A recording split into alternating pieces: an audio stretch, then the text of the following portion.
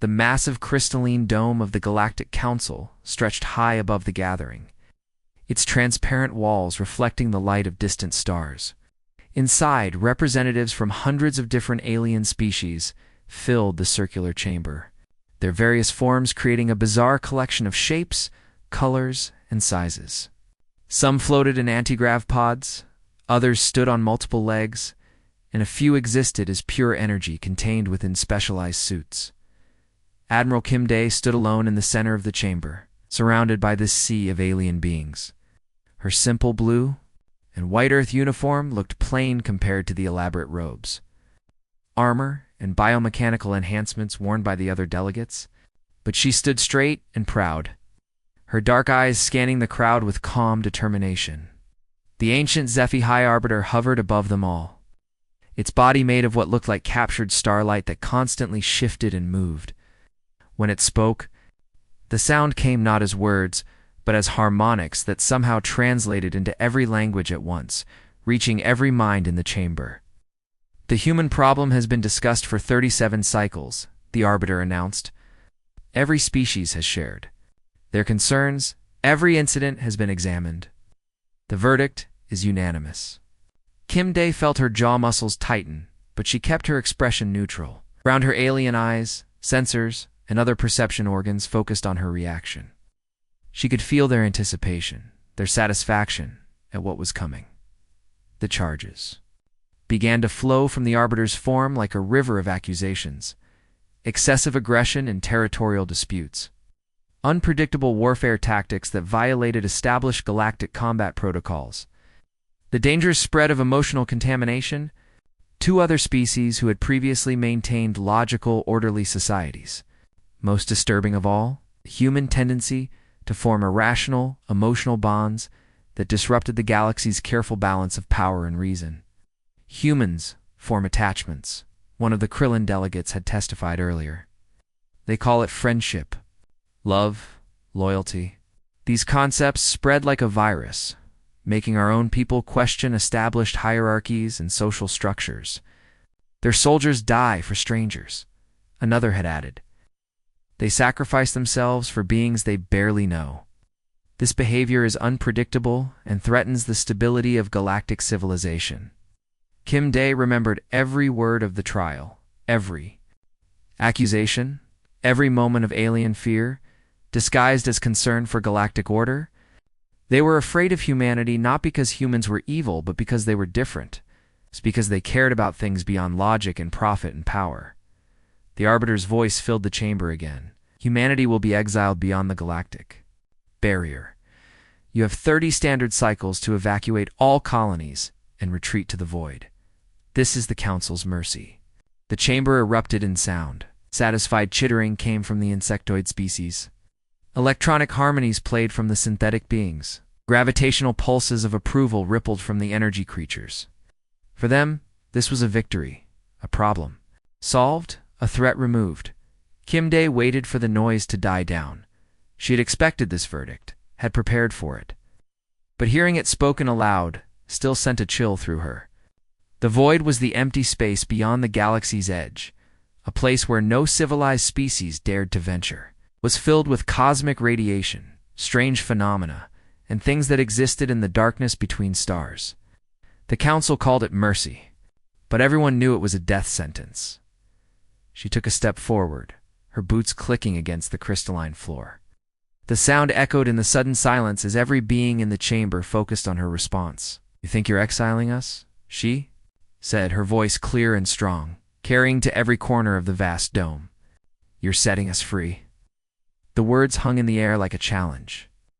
The silence that followed was complete, absolute, deafening. Not a single creature moved or made a sound. Even the Arbiter's shifting form seemed to pause. Kim Day looked around. The chamber, meeting whatever passed for eyes among the assembled species. She saw fear there, hidden behind their satisfaction.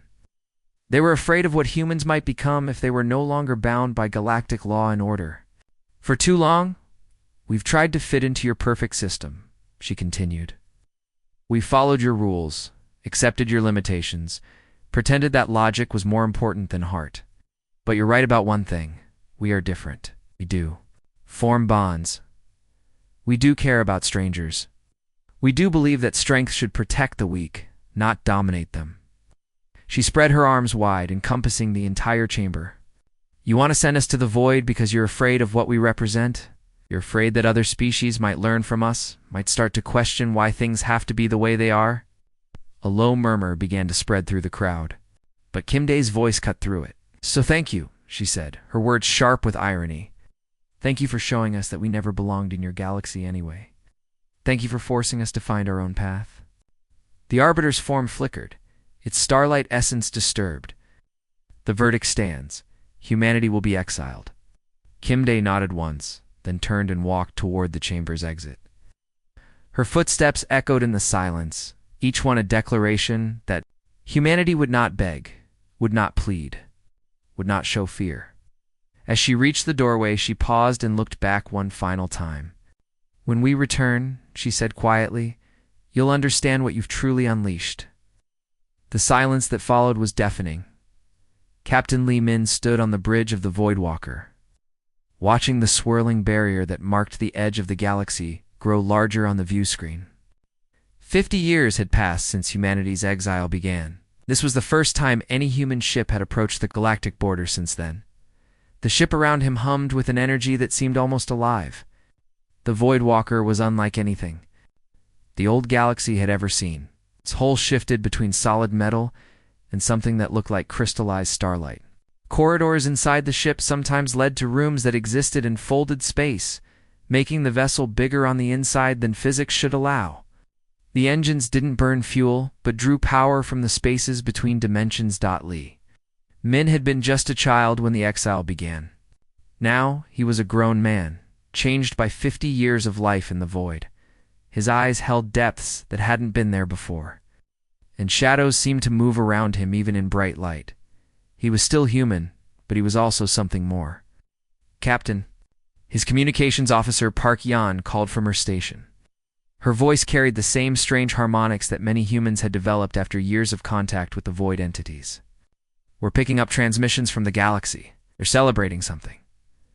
Lee Min turned to face her. Park Yan was young, born in the void, and she had never known the old galaxy. Her hair seemed to shimmer with its own light, and her fingers could touch things that existed in other dimensions. To her, the strange abilities humans had gained were normal. Wow, what are they celebrating? He asked. Park Yan's expression darkened as she listened to the transmissions. The 50th anniversary of what they call the human cleansing.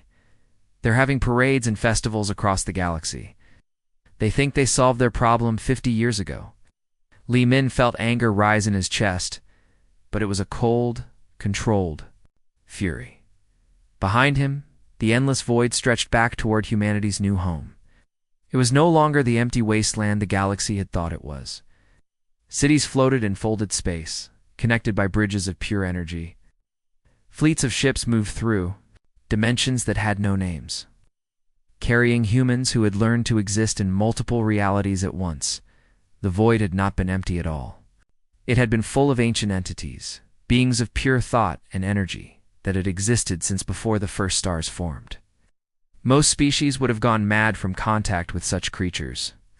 But humans, with their stubborn refusal to accept the impossible, had not only survived, but thrived. These ancient beings had been waiting for eons, watching the galaxy from the darkness between stars. They had seen countless civilizations rise and fall, but none had impressed them enough to make contact. Until humanity arrived, the humans' capacity for sacrifice, their willingness to die for strangers, their irrational loyalty to friends and family. These things had fascinated the void entities. Here was a species that valued connection over logic, hope over certainty, love over power. The entities had chosen to share their knowledge and abilities with humanity. Captain Park Yan said, interrupting his thoughts. I'm detecting a HFY patrol near the barrier. They're attacking something. Lehman moved to the view screen and enhanced the image. In the distance, he could see the elegant crystalline ships of the HFY surrounding a small planet. The world was primitive, its people barely having discovered fire. But the HFY ships were charging their weapons. What are they doing? Park Yan asked. Li Min watched in horror as the HFY ships opened fire. The planet's surface erupted.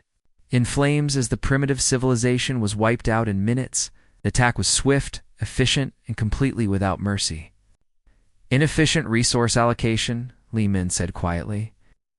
Remembering the bureaucratic language the galaxy used to justify its cruelties, they're destroying that world because the people there aren't using the resources properly according to galactic standards. Park Yan's face went pale.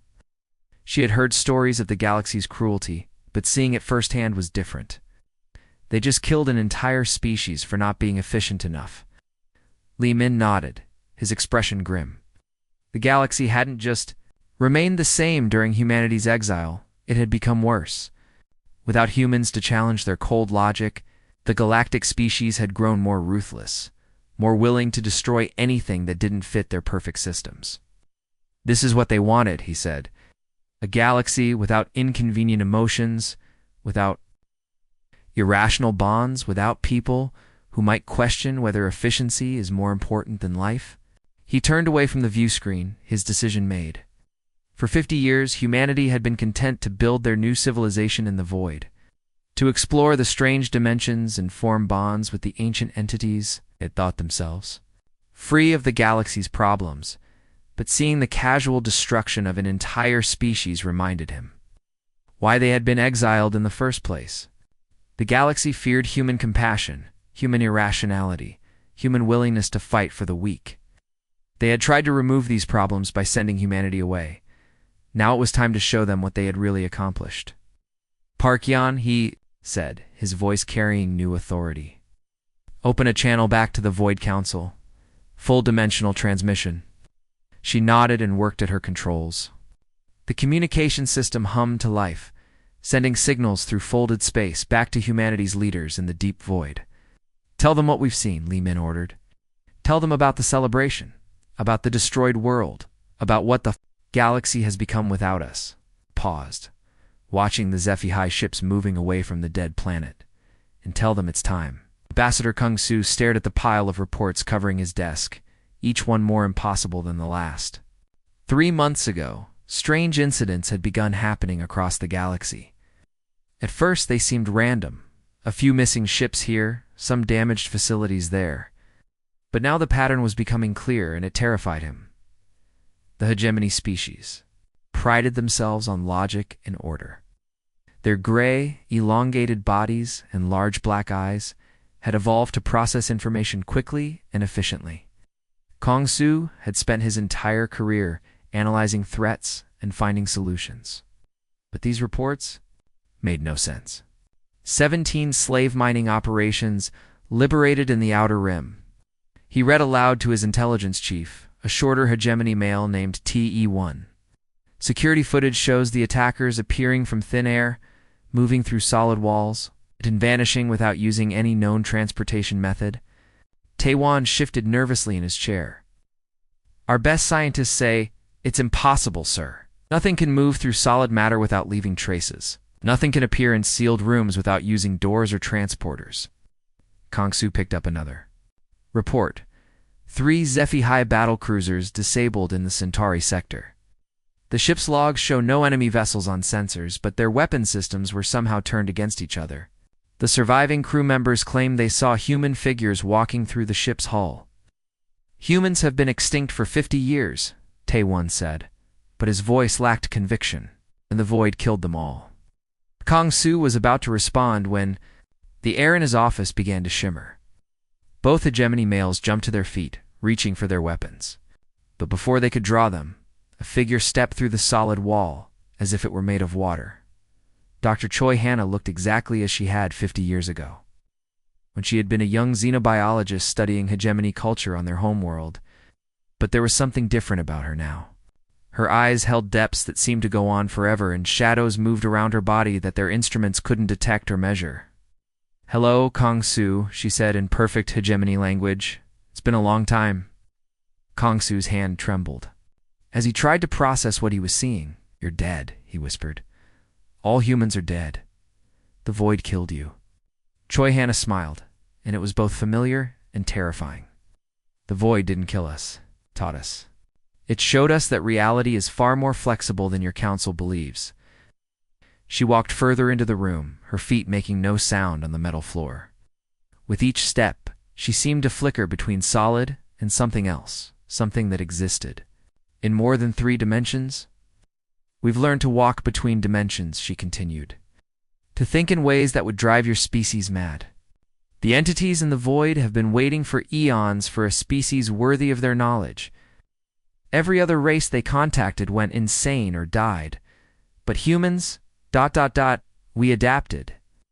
Taiwan was frantically pressing buttons on his communicator, trying to call for security. But the device remained silent. Choi Hannah glanced at him with amusement. Your technology can't detect us anymore, she said. We exist partially in this dimension and partially in others. To your sensors, we're ghosts. To your weapons, we're untouchable. Kong Su forced himself to stay calm. What do you want? Why are you here? To answer your question, she replied, gesturing to the reports on his desk. You wanted to know how we're doing this. How we're appearing from nowhere, striking and vanishing. She raised her hand, and it began to glow with a soft light that seemed to come from another dimension. The void taught us that the universe has layers. What you call reality is just the top layer. Underneath are countless other dimensions, other ways of existing. We've learned to move between them. As she spoke, her form began to change. Sometimes she looked completely human. Other times she seemed to be made of starlight and shadow. Occasionally, she appeared to exist in multiple places at once. You exiled us because you were afraid of our emotions, our irrational bonds, our willingness to fight for the weak, she said. You thought sending us to the void would solve your problem. Instead, you gave us exactly what we needed. Kong Su watched in horror as she began to fade and solidify repeatedly. The entities in the void were impressed by human compassion.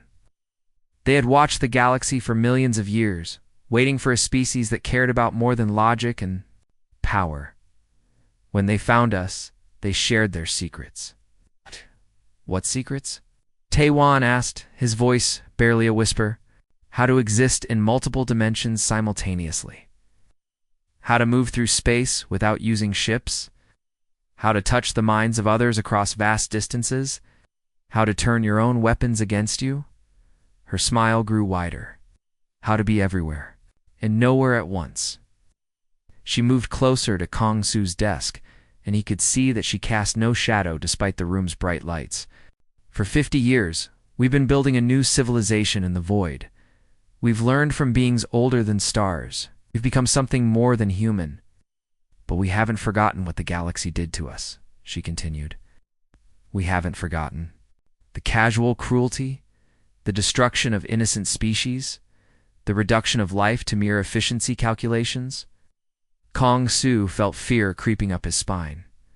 What do you want from us? Justice, she said simply. The galaxy celebrated our exile. They threw parties when they thought we were dead. They became crueler without us there to challenge them. She began to fade again, becoming translucent.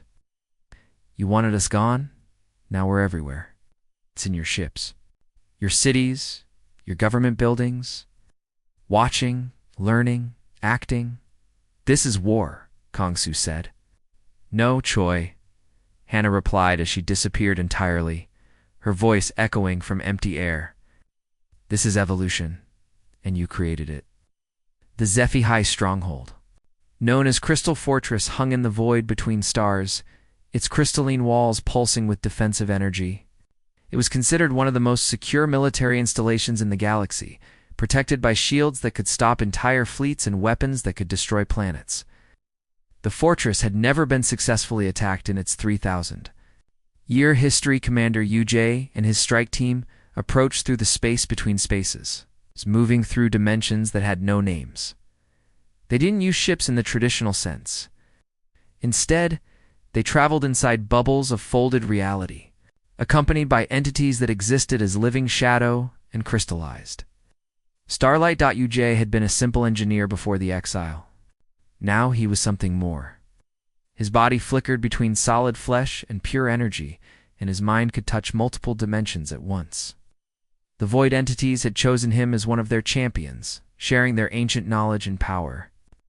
Acquired, he whispered to his team, though his words traveled through dimensions rather than air. Around him, 12 other humans prepared for battle. Like him, they had been transformed by 50 years in the void. Their bodies could phase in and out of reality, and their weapons were made from crystallized space itself. The HFY had no idea they were coming. Inside the fortress, a door. Veltar monitored the defense systems with calm confidence. The HFY were beings of pure logic, their crystalline bodies containing advanced computer minds. They had calculated every possible attack scenario and prepared countermeasures for each one. All sensors show clear space, reported his tactical officer. No ships within 1,000 light years. No energy signatures. No dimensional disturbances. Veltar nodded with satisfaction. The fortress was perfectly safe. Then reality began to tear. UJ and his team materialized inside the fortress's main command center, stepping through solid walls as if they were made of water. The HFY soldiers raised their weapons, but the energy beams passed right through the human attackers. Impossible, Veltar said, his logical mind struggling to process what he was seeing. They cannot exist in this space without using transportation devices. UJ smiled, and his form flickered between human and something made of living starlight. We're not in your space anymore, he said. We're fighting in all dimensions at once. The battle that followed broke every rule of warfare the galaxy knew. Human fighters phased in and out of reality, appearing behind enemy lines and vanishing before counterattacks could reach them. Their weapons fired beams of pure dimensional energy that could cut through any armor, but the humans weren't. Fighting alone. The void entities had come with them, creatures of shadow and light that existed in multiple dimensions simultaneously. Some looked like living darkness that moved with purpose. Others appeared as geometric patterns made of crystallized starlight. All of them were older than the first stars, and they had chosen humanity as their champions. The HFY's logical tactics crumbled against an enemy that fought with controlled chaos. They tried to predict human movements, but how could you predict something that existed in 17 dimensions at once? They attempted to target the void entities, but their weapons couldn't touch beings made of pure thought and energy. Retreat. 2 secondary positions, Veltar ordered, but his soldiers were already falling. Human fighters moved through the fortress like ghosts, appearing wherever they were needed most. The void entities flowed around them like living shadows, protecting their human allies and striking at the enemy with weapons that existed. Outside normal space, UJ found himself face-to-face with Veltar in the fortress's command center. The HFY commander's crystalline form was cracked and damaged, sparks of energy leaking from his wounds. "What are you?" Veltar asked, his voice filled with something that might have been fear. "We're what you made us," UJ replied. His body flickered between human and something that existed in more dimensions than 3. Around him, the void entities whispered approval in languages that predated speech. "You exiled us to the void, thinking it would kill us. Instead, it taught us." He gestured to the chaos around them. Human fighters were systematically dismantling the fortress's defenses while void entities moved through the walls like living dreams. The beings in the void have been waiting for eons for a species worthy of their knowledge. Every other race they contacted went insane or died. But humans, ... we adapted. Veltar's form began to flicker as his energy systems failed. This isn't just advanced technology. You're accompanied by things that shouldn't exist. You've made pacts with the void itself. Not pacts, UJ corrected. Friendship. The one thing your galaxy never understood. We didn't conquer the void. Entities. We befriended them.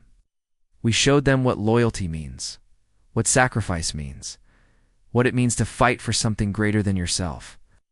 As the fortress crumbled around them, UJ's form became more solid, more human, but the power still flowed through him, and the void entities still whispered their approval. "Send a message to your high command," he said to the dying Veltar.